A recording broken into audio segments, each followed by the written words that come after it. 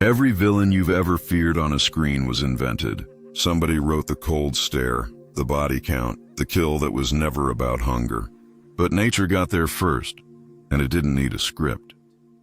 There's a crocodile in Burundi big enough to take down a hippo, and more than 300 people are said to have crossed his path and never come back. Here's the part that doesn't sit right. He often doesn't even feed on them. He hunts because he can. There's a wasp the size of a paperclip that can switch off a cockroach's will to run, then lead it by the antenna, still alive, into a hole it will never leave. And there's a creature in the ocean so clever it has a part of its brain we don't even have. And it uses it to teach its young how to toy with a meal long before it ends. None of them know they're the villain.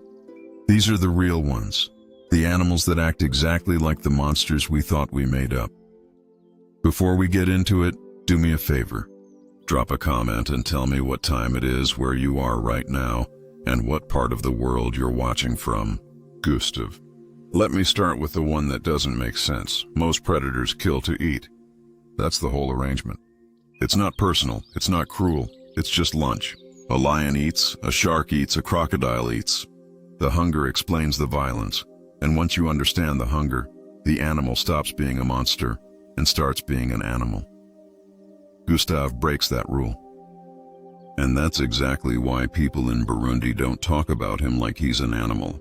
They talk about him like he's a person who decided to be this way. Gustav is a Nile crocodile, Crocodilus niloticus, living along the Ruzizi River and the northern shores of Lake Tanganyika. The numbers attached to him are the kind you usually only see in fiction. He's estimated at around 6 meters long, close to 20 feet, and nearly a full ton. To put that in something you can feel, that's a reptile longer than most cars and heavier than a grand piano, moving through water you can't see into. A normal big crocodile is frightening. Gustav is a different category of thing entirely. He's been blamed for the loss of more than 300 people over the years. Now, I'll be honest with you because the rule of this whole video is that we don't make the numbers up. That figure comes from locals and from the stories that have built up around him for decades, and some of it is almost certainly legend stacked on top of fact. Crocodiles get blamed for things crocodiles didn't do, but even the researchers who've spent years trying to find him, and we'll get to them, don't dismiss the number the way you'd expect a scientist to. They've seen what he can do, and they don't argue with it. Here's the first thing that turns him from a big animal into a villain. Eyewitnesses, again and again, describe the same disturbing pattern. Gustav goes after someone, brings them down, and then doesn't feed. He leaves what's left behind. For a crocodile, that's not just unusual, it's almost unheard of, because crocodiles are built around not wasting energy. Everything they do is calculated to spend as little effort as possible. A crocodile that brings down large prey and walks away from the meal is, by crocodile logic, behaving completely irrationally. Unless the point was never the meal. Some scientists think there's a colder, simpler explanation, and it might be even more unsettling than sport. Gustav is so enormous that he may have outgrown his own menu. A 6-meter, near 1-ton crocodile can't make a living chasing fish. The math doesn't work. The calories he'd burn lunging after something fast would be more than the fish would give him back. So a crocodile that big is pushed toward big, slow targets. Young hippos, buffalo, and the slowest large animal that regularly comes to the edge of his river. His size didn't just make him dangerous. It changed what he had to hunt to stay alive. But that still doesn't explain the bodies he leaves behind. And that's the part nobody's fully solved. Now here's where his legend gets its scars. Literally. Gustav has been shot. People have tried to bring him down for years, and he carries the evidence on his own body. There's a documented bullet scar on the top of his head, and stories of him surviving rounds from an AK-47. Think about what that means. The most powerful tool humans brought to the river didn't work. He took the worst the village could throw at him, swam off, healed, and came back. Every villain needs to feel unkillable, and Gustav earned that the hard way. In 2004, a team of scientists and a French herpetologist named Patrice Fay actually got close. They built a custom trap the size of a small shipping container, baited it, and waited for weeks along the river. And one night, during a storm, something tripped it. When they got there in the morning, the trap was sprung, the bait was gone, and Gustave was not inside.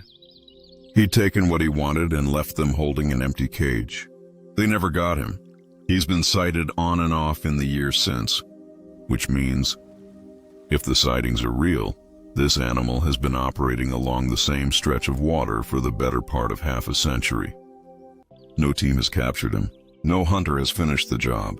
He has a name, a description, a reputation, and a record, and he's still out there, or at least the idea of him is. That's the thing about Gustave. He doesn't behave like prey, and he doesn't behave like a predator either. He behaves like something that decided the river belongs to him. And the most chilling detail isn't the size, and it isn't the number. It's that a crocodile is supposed to be a machine you can understand. Hunger in, action out. Gustave is the one that keeps doing the action with the hunger switched off. The Tsavo lions. Gustave works alone. The next two worked as a team, and somehow that's worse. Go back to 1898 in what's now Kenya. The British were pushing a railway across East Africa, and at a river crossing called Tsavo, the whole project ground to a halt. Not because of weather, not because of money, because of two lions.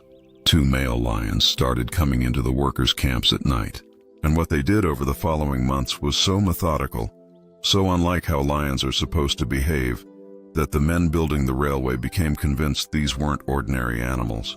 The pair would slip past the campfires into the tents, take a man and pull him out into the dark. They learned the camp's routines. When the workers built walls of thorn bush around the tents, the kind of barrier that's supposed to stop a lion cold, the lions found the gaps. When traps were set, they avoided them. When fires were kept burning all night to scare them off, they came anyway. That's the part that reads like a villain plot. These weren't two hungry animals stumbling into an easy food source. They adapted. They studied the defenses and beat them over and over for the better part of 9 months. The work crews, thousands of men, eventually stopped working entirely. Some fled the area completely. A railway backed by the largest empire on Earth was stopped by two cats who'd figured out the system. The man who finally ended it was an engineer named John Henry Patterson, and even his account, and he's the one telling the story. So keep that in mind.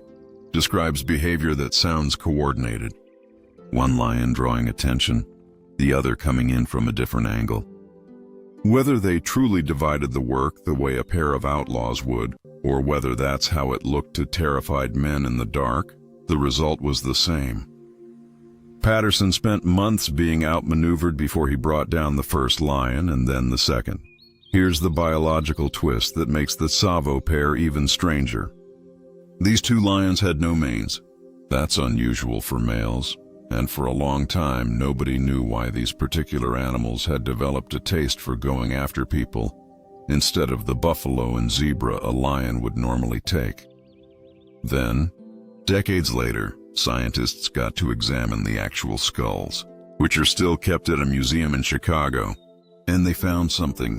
One of the lions had serious damage in its jaw, a broken tooth with an infection at the root, the kind of injury that would make biting down agonizing. A lion with a wrecked jaw can't grip and bring down a strong, struggling buffalo. That's a fight that demands a powerful bite, but a slower, softer target requires far less force. The infection may have rewritten the lion's entire hunting strategy, the same way it did for Gustave. The injury didn't make the lion cruel. It made the lion change targets, and the new target was us. Modern studies even tried to estimate how many people the two of them actually took. Using chemical signatures locked in their bones and fur, the diet you eat leaves a fingerprint in your body. The numbers came back lower than the old legends claimed, but still in the dozens between them. Less than the story said. More than enough to stop an empire. 2 animals, no manes, a bad tooth, and 9 months of beating every defense thrown at them. The railway got built in the end, but the men who built it never forgot the stretch of track where, for most of a year, the machines stopped and the lions ran the night. The Mafue man-eater, the lions of Tsavo, were terrifying because they were efficient. The next one was terrifying because he was a show-off. 91. The Luangwa River Valley in Zambia, near a village called Mfue. A large male lion moved into the area and, over a stretch of time, was responsible for the loss of at least 6 people. That alone would make him a local legend. Plenty of regions have a story about the lion that came too close. What sets the Mfue lion apart is one specific afternoon that nobody who saw it has been able to explain away. The lion had gotten into a woman's home and taken her. That part, as grim as it is, fits the pattern of a large cat that's lost its fear of people. But then he did something no hunting manual accounts for.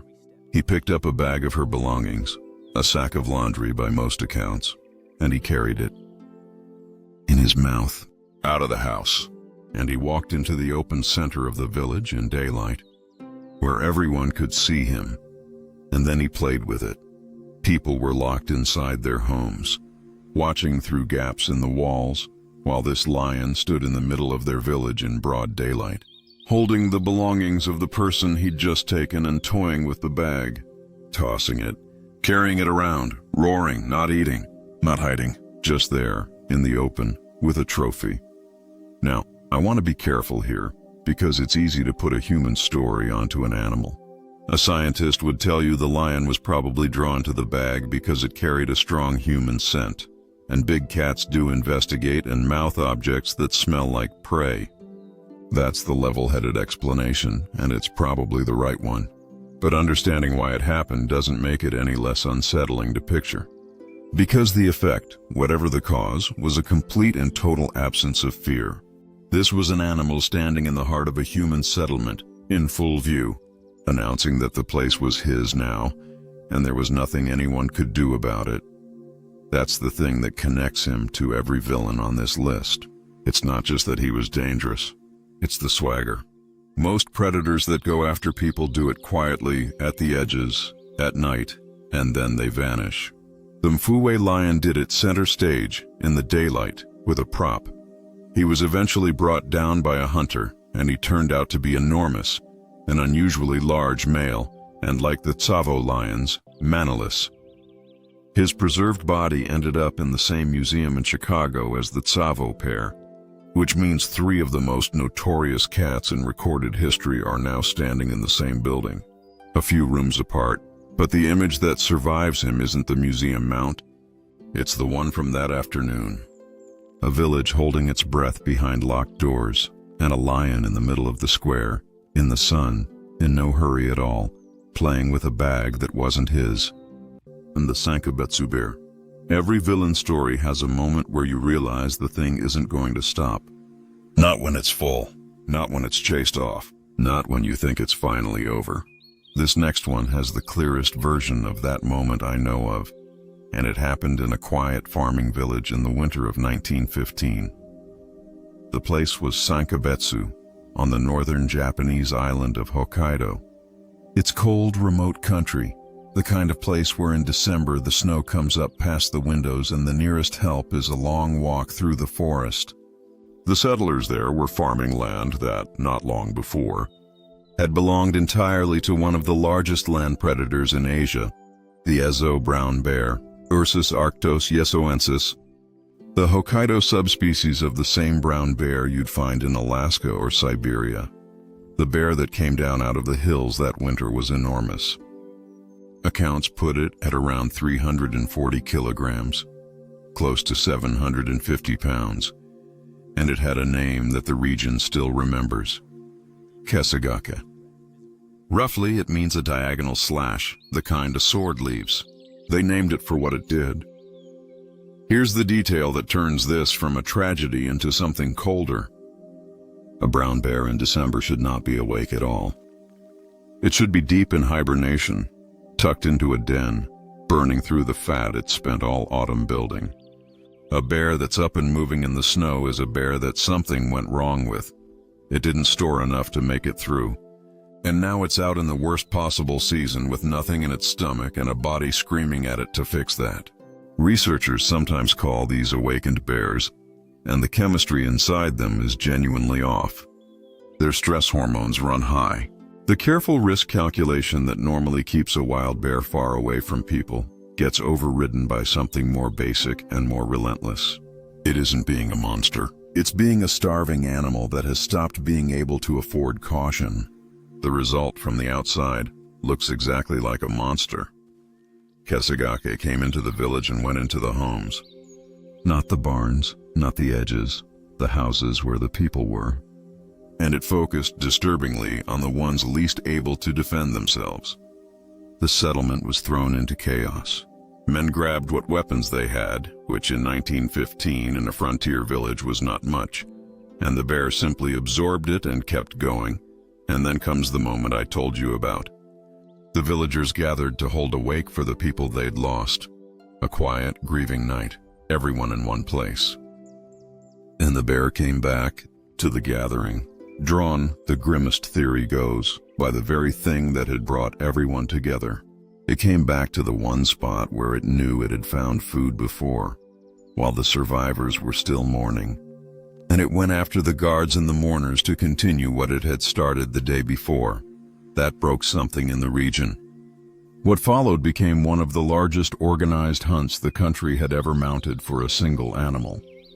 Dozens of armed men, trackers, a famous bear hunter brought in specifically for the job.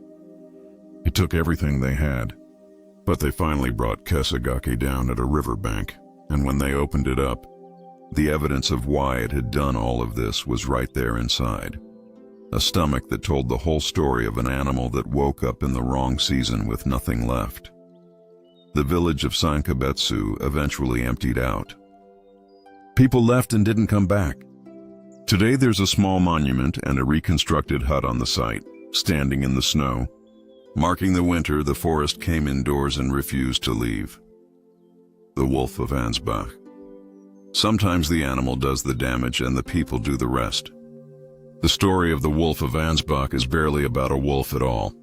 It's about what a frightened town will do to an animal once it's decided that animal is something more than an animal. Germany, 1685, the region of Ansbach. A wolf had been working its way through the area for some time. Livestock first, then, according to the accounts, people. That part is grim, but on its own ordinary. Lone wolves that turn toward easier targets are almost always animals that have been pushed out of their pack. The ones at the very bottom of the social order, driven off, hungry, and stripped of the natural wariness that keeps a healthy wolf hidden from us. A wolf like that gets desperate, and a desperate predator that's lost its fear becomes a quiet, patient problem at the edge of a village. So far, sad but explainable. Here's where the people take over the story. Ansbach, at that time, had recently been ruled by a local official, a mayor, more or less, who had been, by every surviving account, genuinely cruel, hated. The kind of leader whose passing is met with relief rather than grief. His name was Michael Leicht, and he had died not long before the wolf appeared, and the town, putting those two facts side by side, arrived at a conclusion that tells you everything about how the human mind handles fear. They decided the wolf was him, that the cruel mayor had come back, wearing the body of a wolf, to keep tormenting the people who thought they were finally free of him. The predator at the edge of the forest wasn't a starving animal anymore. It was a villain with a name they already knew and a grudge. So when they finally cornered and brought the wolf down, an ordinary hunt was not going to be enough. Not for him. What they did next is the part that turns this from a folktale into something genuinely strange. They didn't bury it, and they didn't just put it on display as a dead wolf. They dressed it. They put human clothing on the carcass. They fitted it with a wig and a long beard. They trimmed its snout down so the face would read as more human, and they put a mask on it made to resemble the dead mayor's face. And then they strung the whole thing up. Wolf. in a wig and a mask and a man's clothes and hung it in public for everyone to see. It's one of the most bizarre images in the entire history of how people have dealt with predators. And the strangest thing about it is how much it makes sense once you understand what they thought they were doing. They weren't executing a wolf. In their minds, they'd finally gotten their hands on the one person they could never punish while he was alive, and they were making absolutely certain everyone could see it. The animal was just the body they got to do it to. There's even a surviving image of the scene from the period, which is how we know the details weren't exaggerated over the centuries. The wolf dressed as the man. The town had taken a starving outcast animal and turned it into the villain it needed. And then it put that villain on a pole in the square, which is, when you think about it, a very human way to feel like you've won.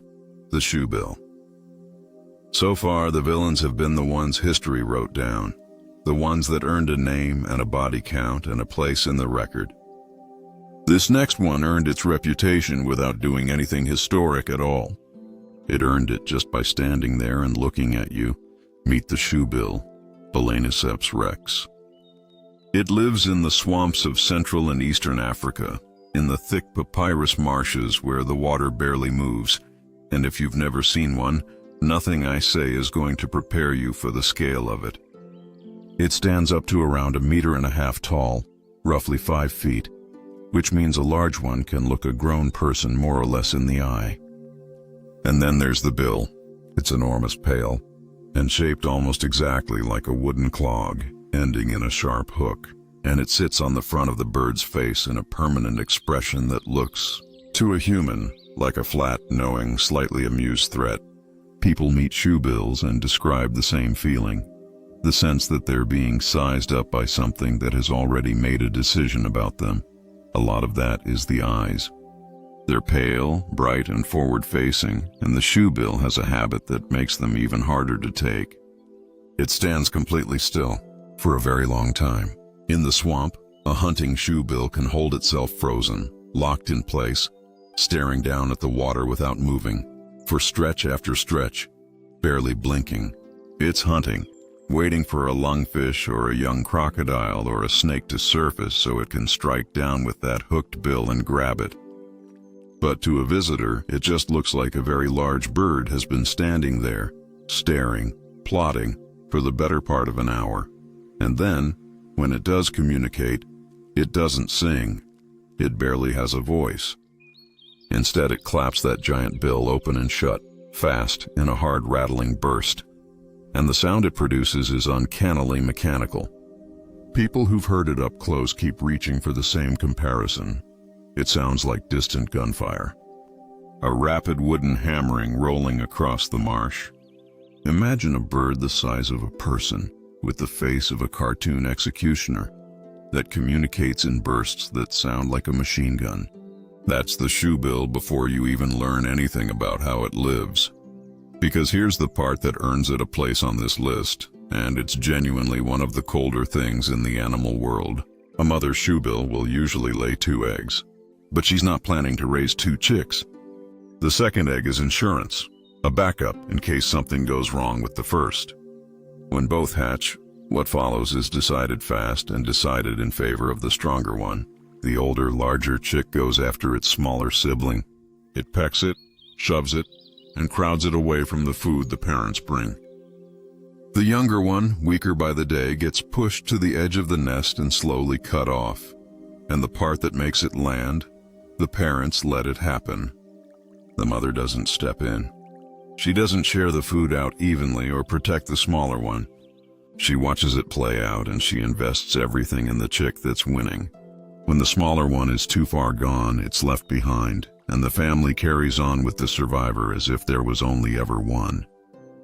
It isn't an accident or a failure of parenting.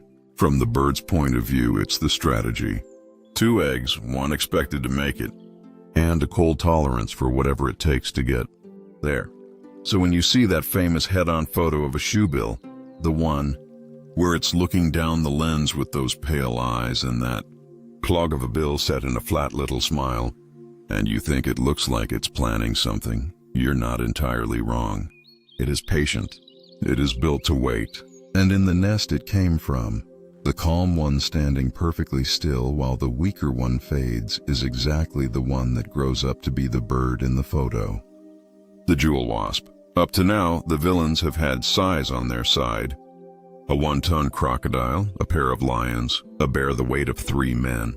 The next one is about the length of a grain of rice, and it does something none of the big ones can. It takes away free will. This is the jewel wasp, Ampulex compressa, and it's almost insultingly pretty, a metallic, shimmering green-blue. The kind of color you'd expect on jewelry rather than on something with this resume. It hunts cockroaches, and the cockroach it hunts is often 2 or 3 times its own size, which would be like a house cat deciding to take down a horse. A fair fight the wasp would lose, so the wasp doesn't have a fair fight. It has a procedure, and the procedure is what earns it a place here, because it isn't built around strength or speed. It's built around precision, and it unfolds in a sequence so exact that scientists describe it less like hunting and more like surgery. It starts with the first strike. The wasp lands on the roach and delivers a sting into the middle of its body, into the nerve cluster that runs the front legs. This is a quick, temporary move. For a few seconds, the roach can't use its front legs, can't push the wasp away, can't get any leverage to escape.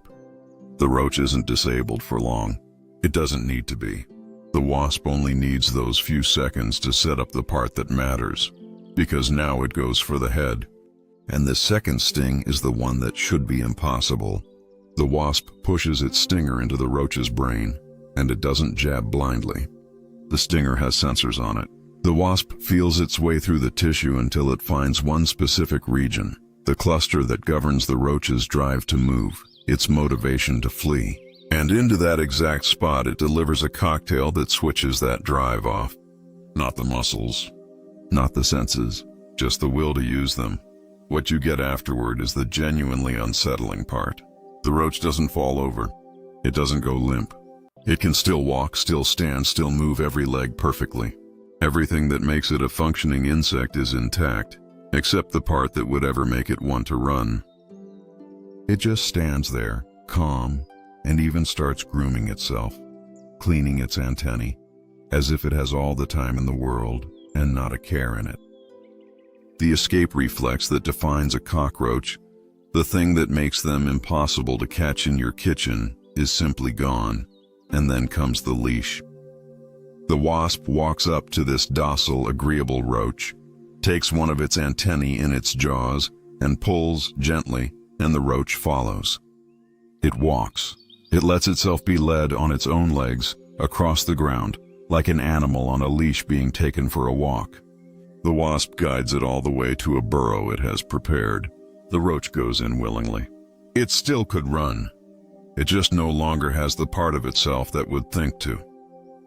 Inside the burrow, the wasp lays a single egg on the roach's body, climbs out, and seals the entrance behind it, closing the roach into the dark. And the roach, obedient to the end, simply waits. When the egg hatches, the young wasp larva has a fresh, living, motionless food source to grow up inside of, one that's been kept perfectly preserved, calm, and exactly where it was left. The larva feeds in an order that keeps the roach going as long as possible, saving the parts it needs to stay alive for last. The big villains on this list end things with force. The jewel wasp doesn't need force. It found the one switch inside another creature's head that controls whether it fights for its own life, and it learned to turn that switch off with a needle. It's the closest thing in nature to a villain who doesn't beat you. It just convinces the part of you that would resist to go quietly. The cuckoo. The jewel wasp takes over a body. This next one takes over a family, and it does it to birds that never see it coming. The common cuckoo, Cuculus canorus, does not build a nest. It does not raise its young. It does not, in any sense you'd recognize, parent. Instead, it runs a con. And the con is so well engineered that the victims spend weeks working themselves to exhaustion for a stranger that has already gotten rid of their actual children. Here's how the setup works. A female cuckoo spends her time watching. She stakes out the nests of smaller birds, reed warblers, dunnocks, pipits, depending on the region, and she watches them build, and she watches them lay, and she waits. She's patient, and she's careful because the whole operation depends on timing. She needs the host parents to be away from the nest at exactly the right moment, when there are eggs in it, but before they've committed too fully to counting them. When the gap comes, she moves fast. She flies down to the unguarded nest, removes one of the host's own eggs, sometimes swallowing it whole, getting a snack out of the crime in the process, and in its place, she lays one of her own. And her egg is a forgery. Over generations, cuckoos have evolved to lay eggs that closely match the color and pattern of whichever host species they specialize in. The host comes back to a nest that looks to her completely undisturbed. The right number of eggs, the right look, nothing to suspect. She settles back down and keeps everything warm, including the one that doesn't belong to her. And the cuckoo egg has another advantage built in. It usually hatches first. The cuckoo chick comes into the world earlier than its adopted siblings, and it comes in with a brutal instinct already loaded. Before it can even see, this newly hatched chick begins working the other eggs toward the edge of the nest, getting them onto its back, one at a time, and heaving them up and over the rim until the nest is empty of everything but itself. The real young are gone. The cuckoo makes sure of it within hours of arriving, while the host parents are off finding food. What's left is a single, growing imposter, and the con enters its long phase. The cuckoo chick grows fast and grows large, often grotesquely larger than the parents feeding it, to the point where you'll see photos of a tiny warbler standing on the head of a chick several times its size, leaning down to drop food into a mouth bigger than its whole body. The host works itself ragged. Every instinct it has is screaming, "Feed the chick." And the cuckoo has learned to push those instincts hard, even begging with the volume of a whole brood so the single imposter gets fed like a nestful. Now here's the part that pushes the cuckoo from a clever cheat into something that genuinely runs a racket. Some host birds have started to fight back. They've gotten better at spotting the fake egg, and when they do, they'll throw it out, eject the forgery, and save their nest. You'd think that would be the end of it. The cuckoo's been beaten fair and square. But the cuckoo has an answer, and researchers have a name for it: the mafia hypothesis. Because the female cuckoo doesn't always leave after she's laid. Sometimes she keeps watching. And in cases that scientists have documented, when a host bird rejects and removes a cuckoo egg, the cuckoo comes back and wrecks the entire nest, destroying the host's own eggs or young in what looks a lot like punishment. The lesson it teaches is blunt: accept the imposter and raise it, or lose everything. The hosts that play along do better than the ones that resist. It's protection, in the oldest sense of the word, the kind where the threat and the protector are the same bird. The shrike. The cuckoo hides what it is. This last one for the part doesn't bother. It looks like an ordinary little songbird, and it keeps a pantry that would make your skin crawl. The shrike, genus Lanius, is small, about the size of a robin, soft gray and black and white, with a sweet enough song that you'd never pick it out of a hedgerow as anything to worry about. Bird watchers love them. They're handsome, they perch out in the open, they're easy to admire, and they have a nickname that gives the whole game away: the butcher bird. The shrike has a problem, mechanically speaking. It hunts like a little bird of prey. It takes large insects, lizards, mice, even other small birds, but it doesn't have the equipment of a real raptor. A hawk or an owl has powerful feet and gripping talons to pin a meal down and hold it still while it eats. The shrike's feet are just regular songbird feet. They can perch, but they can't clamp down and anchor a struggling lizard. So the shrike solved its grip problem in a way no other songbird has, and the solution is the reason it's here. It uses spikes, thorns on a bush, the barbs of a barbed wire fence, a sharp broken twig. The shrike catches its prey and then carries it to one of these points and presses it down onto it, fixing the animal in place by impaling it. Now it has the anchor it lacks.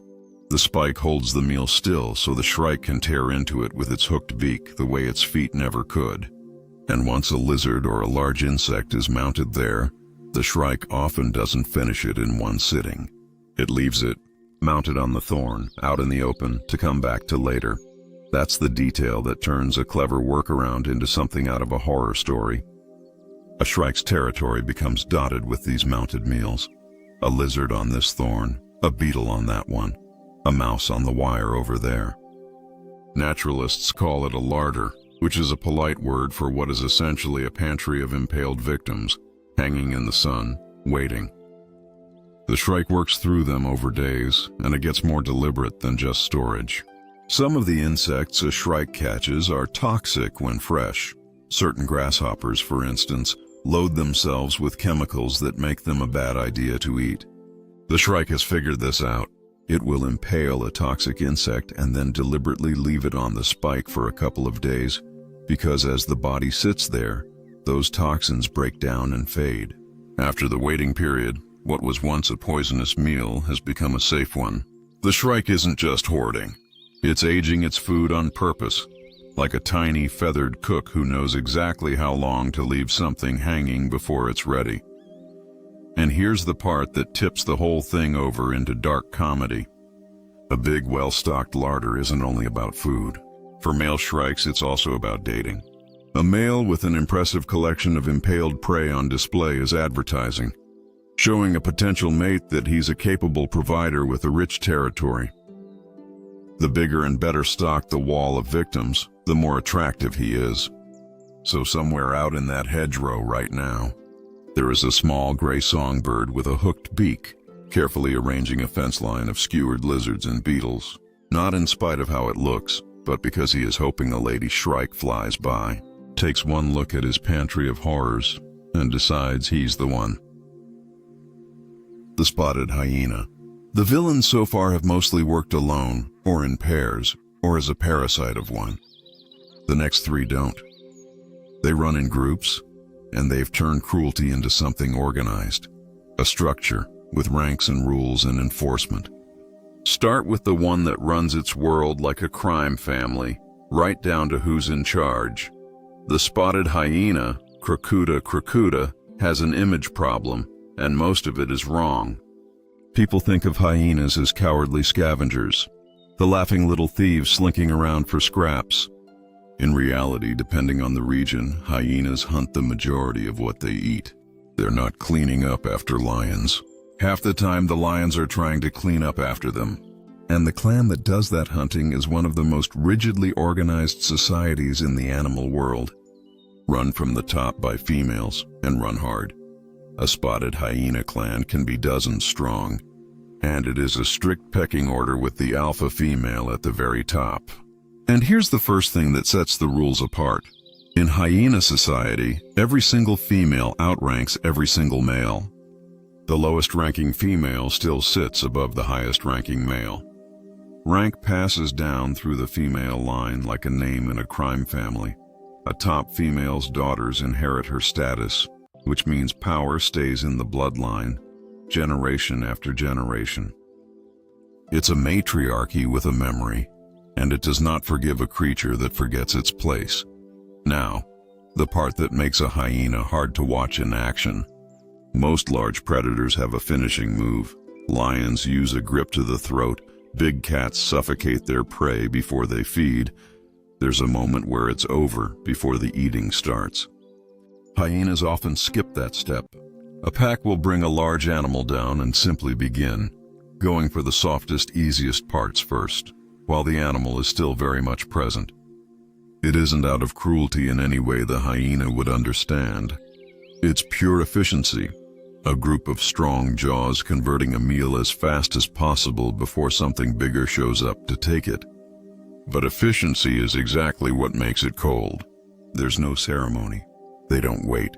And then there's the laugh. The famous hyena giggle, the sound that gave them their reputation, isn't humor and it isn't happiness. It's a stress signal, a burst of sound a hyena makes when it's excited, frustrated, or under pressure, usually in the middle of chaos around a meal. but the clan uses that chaos. When hyenas are mobbing a lion or a leopard to drive it off something it's caught, the rising wall of sound, the giggling and whooping building as more of them arrive, works as a kind of psychological pressure, numbers and noise together, telling the bigger cat that this isn't worth it. Plenty of leopards have given up a perfectly good meal rather than stand in the middle of that. But the strangest, hardest part of the hyena story is how they come into the world.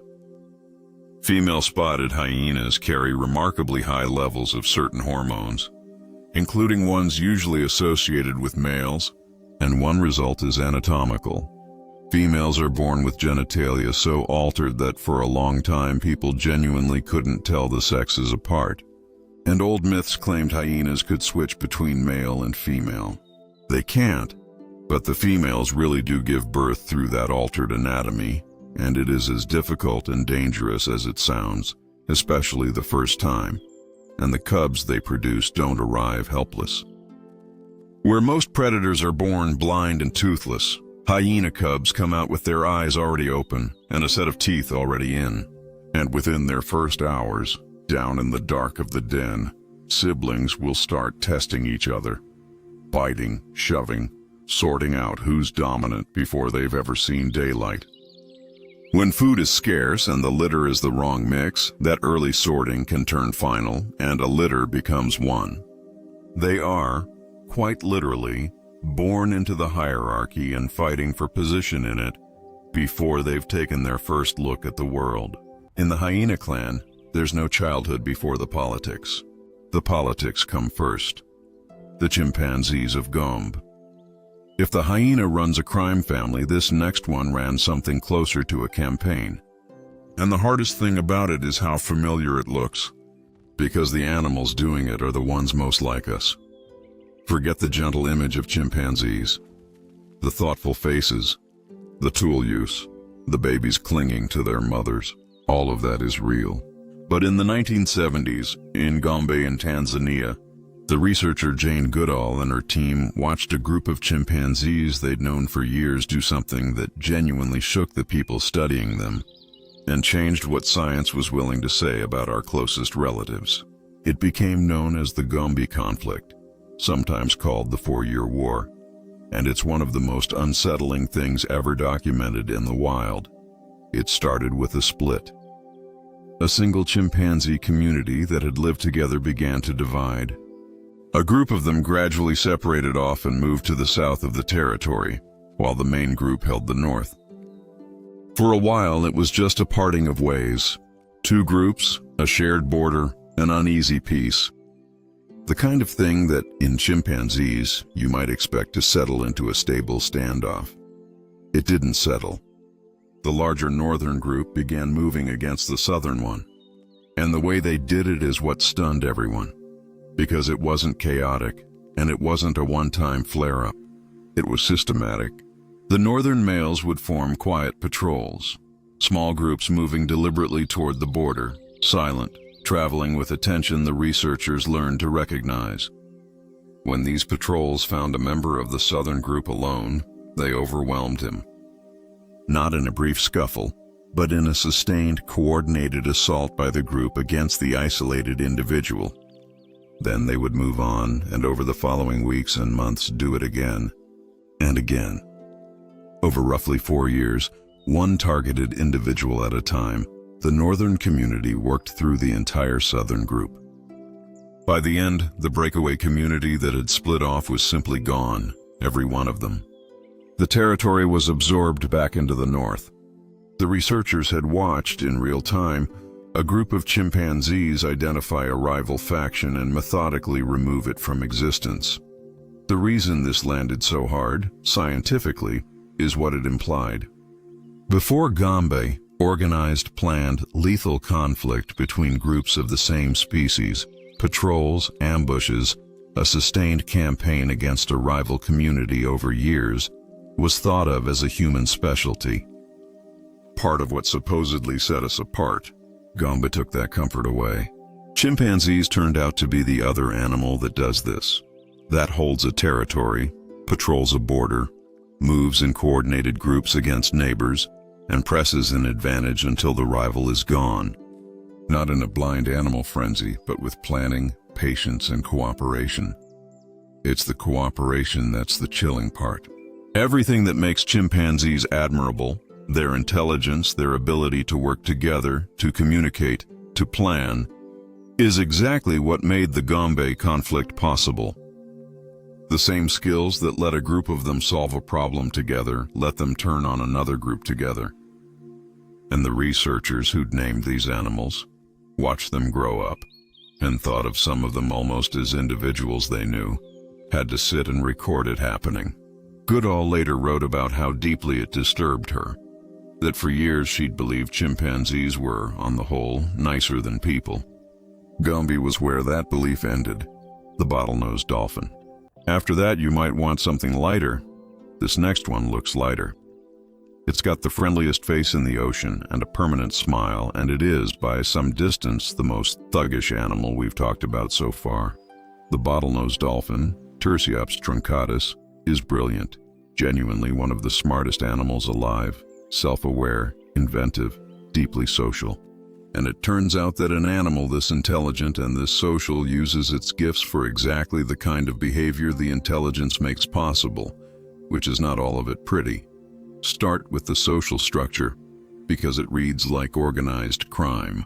Male bottlenose dolphins form tight long-term alliances, small groups of males that team up and stay teamed up for years. And one of the main things these alliances do is coordinate to control females. A group of allied males will work together to herd a female away from her group and keep her with them, cooperating to prevent her from leaving. And it goes a level deeper than that. Alliances form alliances. Groups of males will team up with other groups of males to take on rival teams, in a layered web of shifting partnerships and betrayals that researchers have spent decades mapping. It's some of the most complex social maneuvering known outside of humans, and a lot of it is in the service of muscle. It gets darker. In some populations, males have been documented going after the calves of females, because a female who loses a young calf becomes ready to breed again sooner. It's a grim piece of strategy, the kind you'd expect from a list villain, and it's made all the more jarring by the face delivering it. And then there's the behavior that nobody has fully explained. Off some coasts, bottlenose dolphins have been found to seek out porpoises, a smaller, harmless relative, and attack them with real force, ramming them, throwing them, sometimes leaving them behind without eating a bite. The porpoise isn't food, it isn't competition for anything obvious.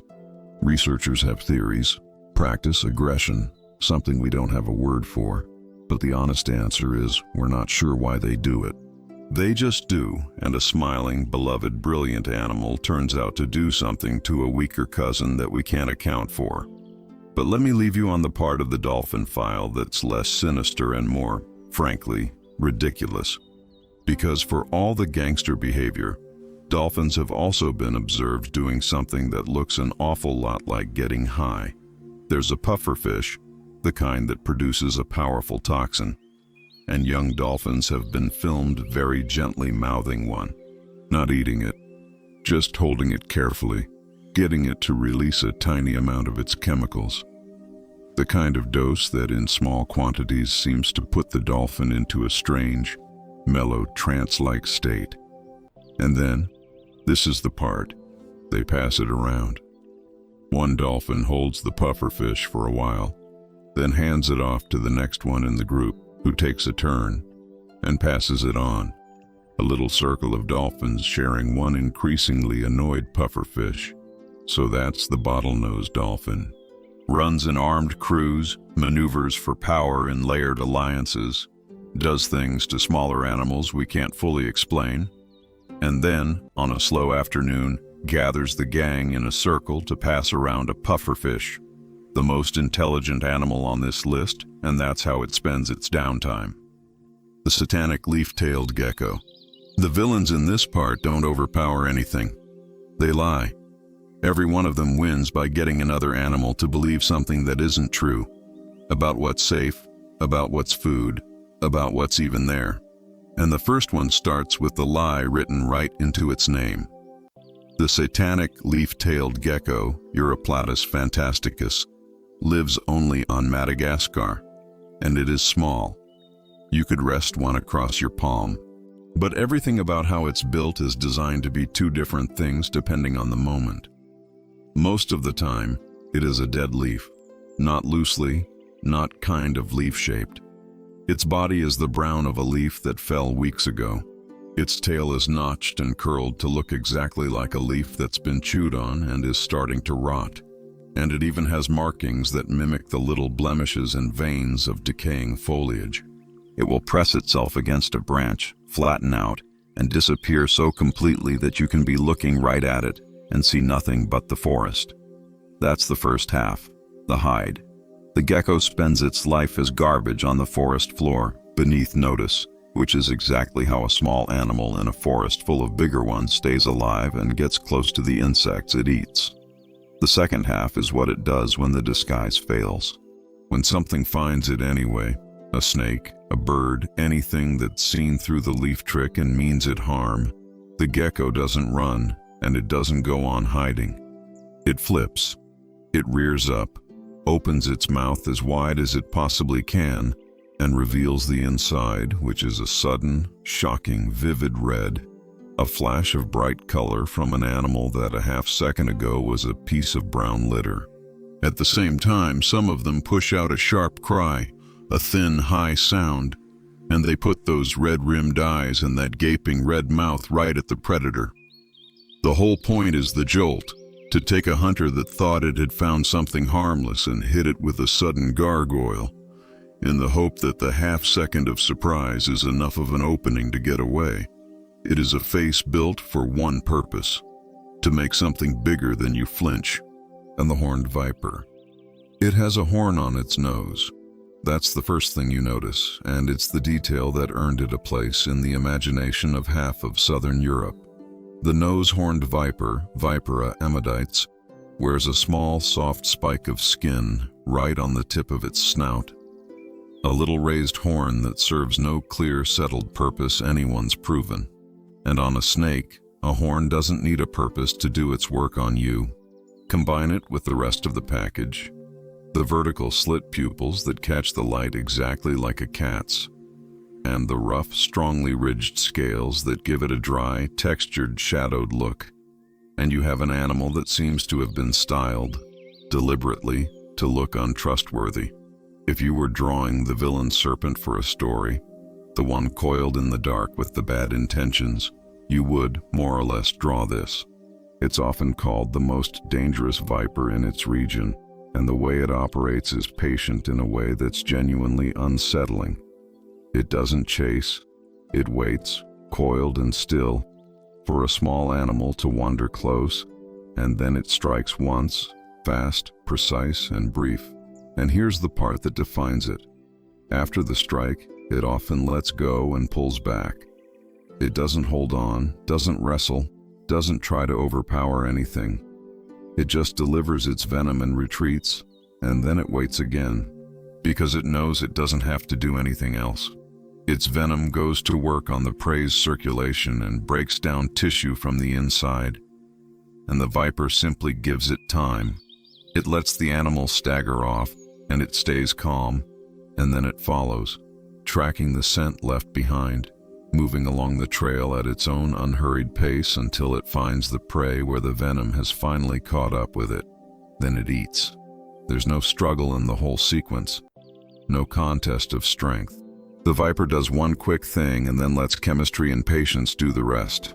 It's the villain who never has to raise its voice, because it set everything in motion with a single touch and knows exactly how the rest will go. The alligator snapping turtle.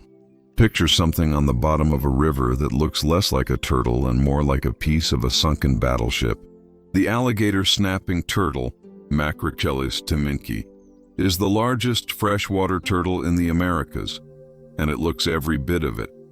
A shell ridged with 3 rows of jagged peaks like a small armored ridge of mountains, A head so big and muscular it can't be pulled inside the shell the way a normal turtle's can, and skin in rough folds and points that look like something left out in the weather too long. Its eyes are small and set on the sides of its head, ringed with little fleshy projections. It is, frankly, built like a movie monster, and it can live for decades and grow to well over 100 pounds. But the look isn't why it's here. The trick is, because for all that armor and size, the alligator snapping turtle barely moves to hunt. It settles onto the riverbed, opens its mouth wide, and holds completely still, a dark, rough, rock-like shape with its jaws gaping open. And inside that open mouth, on the floor of it, sits the whole con, a small, thin, pink piece of flesh on the end of its tongue, and the turtle can twitch it. It wiggles. In the dim water, that little pink wriggle looks exactly like a worm. A small, helpless, easy meal squirming in the open. A fish sees a worm. It does not see the enormous, motionless, mountain-shaped animal that worm is attached to, because that animal has spent the last however long being indistinguishable from the bottom of the river. The fish swims in, closer, right up to the lure, into the cave of the open mouth to take it, and the jaws come together. They close with enough force that this turtle has a serious, well-earned reputation for what it can do to anything that gets caught in them. The fish that came looking for an easy worm becomes the meal. The turtle goes back to holding still, mouth open, pink lure twitching, waiting for the next one to make the same mistake. It is a baited trap that happens to be alive, a villain that doesn't hunt so much as advertise. The bolus spider. Most spiders build a web and wait to see what blunders into it. This last one for the part decided that was too passive, and it built something far more specific, a trap aimed at one exact victim, lured in by a lie broadcast through the air. The bolus spider, genus Mastophora, doesn't make the spiral web you're picturing. Instead, it produces a single line of silk with a heavy, sticky globule of glue on the end. A tiny weapon on a string. The name comes from the bolus, the cord and weight tool, because that's essentially what the spider has made. A wrecking ball that can swing. And on its own, a spider holding a single sticky thread shouldn't catch much of anything. A web at least covers some area. One blob on one line is almost nothing, unless you can guarantee the target flies directly to you. Which is exactly what the bolus spider arranged. It uses chemistry. The spider releases into the air a scent, and the scent is a forgery of one of the most powerful signals in the insect world. The pheromone a female moth puts out to call males to her. The spider synthesizes a near-perfect copy and lets it drift on the night air, and male moths, picking up what they're certain is a female ready to mate, turn and fly toward it, pulled in from a distance, locked on, flying straight to the source with total confidence. They are not coming to investigate. They're coming because every instinct they have is telling them something wonderful is waiting at the end of that scent. What's waiting is the spider, hanging from its line, holding its single sticky weight. As the moth comes in close, the spider swings, flicks the glue-tipped thread out at the incoming insect. And if it connects, the moth is stuck fast and reeled in. And here is the detail that pushes it from clever to genuinely sinister. The bolus spider can change which lie it tells. Different moth species are active at different hours of the night, and the spider has been found adjusting the exact blend of scent it puts out as the night goes on, switching its forged signal to match whichever species is currently on the wing. As one kind of moth's shift ends and another's begins, the spider updates its advertisement to keep matching the customers. It's not just a chemical lie. It's a chemical lie that checks the time and tells whichever lie will work right now. The harpy eagle. The last few villains sit at the top, the ones nothing else in their world gets to argue with. And the first one watches you from above and decides when, and you never hear it make the choice. The harpy eagle, Harpia is one of the most powerful birds of prey on Earth, and the first time you see one head-on, the reaction is almost always the same kind of unease. It's the face. The feathers around a harpy's head fan out into a flat gray disc, and when it raises them and looks straight at you, it stops reading like a bird and starts reading like a person wearing a cold gray mask, a face with an expression, and the expression is nothing at all. The eyes don't give you anything back, and it's big. A large female can stand around a meter tall, the size of a small child, perched on a branch and staring down through the canopy. Then there are the feet, which are the actual point of the animal. A harpy's talons are huge. The rear claws are often compared to the claws of a large bear, and that comparison is fair. They're long, curved, and driven by a grip strong enough to close on the skull of a monkey or a sloth and end the matter in a single motion. This is an eagle that hunts full-grown monkeys and pulls them out of the trees, and it has the equipment to make that quick. But the equipment isn't the unsettling part. The patience is. A harpy will sit in the high canopy and watch, quietly for a long time, tracking a troop of monkeys moving through the branches below, reading them, waiting. And when it drops in near silence. For a bird that size, it moves through the trees with shocking quiet, weaving between branches at speed without a sound. The result, again and again, is that a troop of monkeys doesn't get a warning.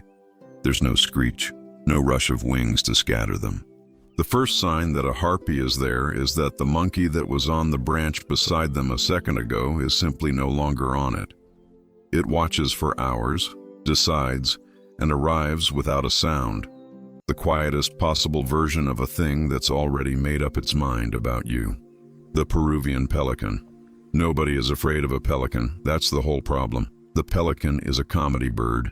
The big silly pouch, the waddle, the way it tips its head back to swallow a fish. It's the friendly clown of the coastline. And the Peruvian pelican, Pelecanus thagus, is one of the largest of them. A heavy seabird off the western coast of South America that shares its nesting cliffs and beaches with huge colonies of other birds.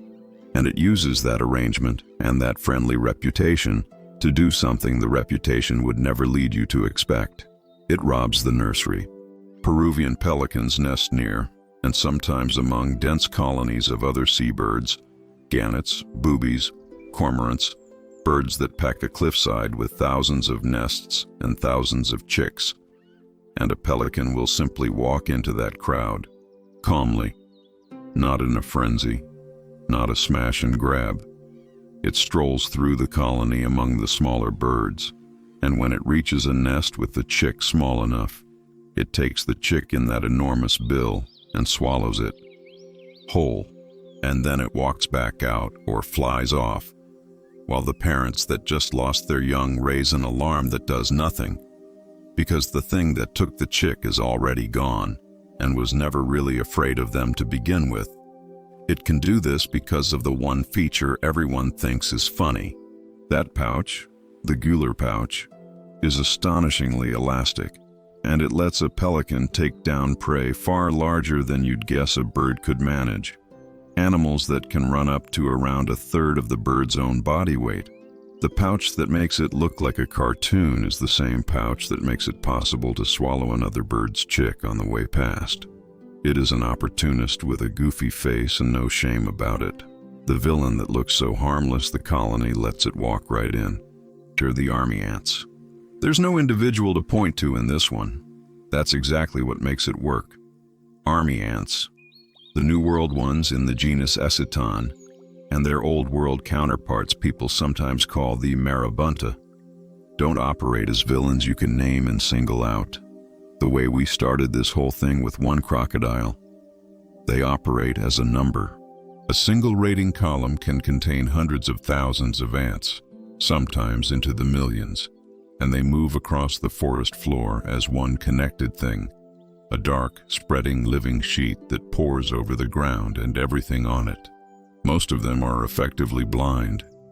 They don't need to see. They navigate by scent and by touch and by each other. And what they lack as individuals, they more than make up for as a mass. And the mass doesn't keep a home. Most ants have a permanent nest. Army ants for much of their cycle don't. They're nomads. They march, they raid, they bed down for the night, and they move on. Anything in the path of a raid that can simply leave, leaves. Most animals feel the column coming and clear out well ahead of it. But anything that can't move fast enough is in trouble. A nest full of young that can't run, an animal that's injured, something caught in the open and slow.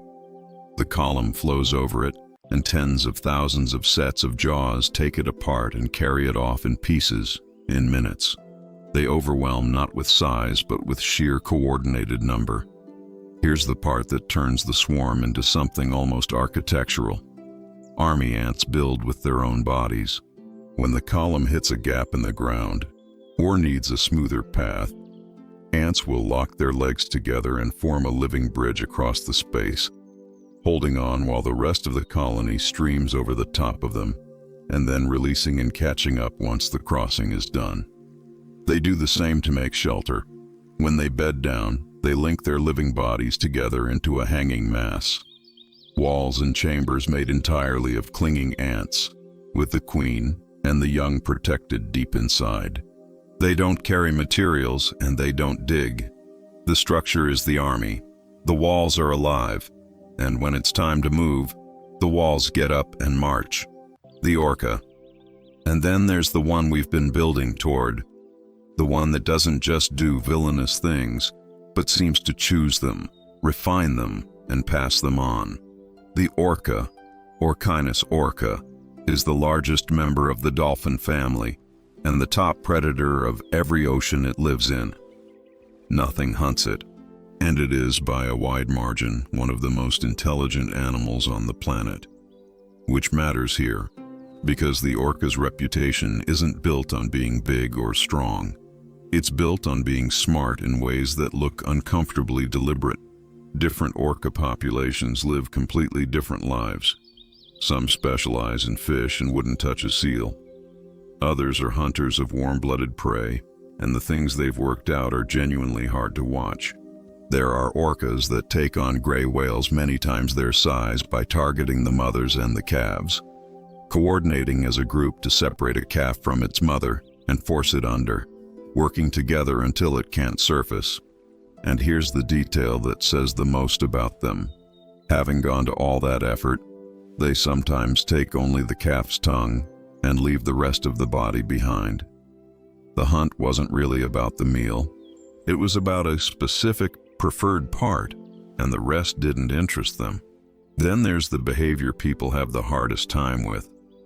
Orcas hunting seals have been filmed striking a seal with their tails and launching it high into the air, many meters up, and doing it over and over, batting the same seal back and forth, long past the point of anything you could call hunting. The leading explanations are that they're practicing technique, and that the adults are teaching the younger ones, using a real animal as a lesson, which is, in its own way, the most unsettling explanation available, because it means this isn't a frenzy, it's a class. And that's the thing that puts the orca at the very end of this list. Orcas have a part of the brain, in the region tied to emotion and social processing, that's so developed it has structures ours doesn't. They live in tight family groups led by the oldest females.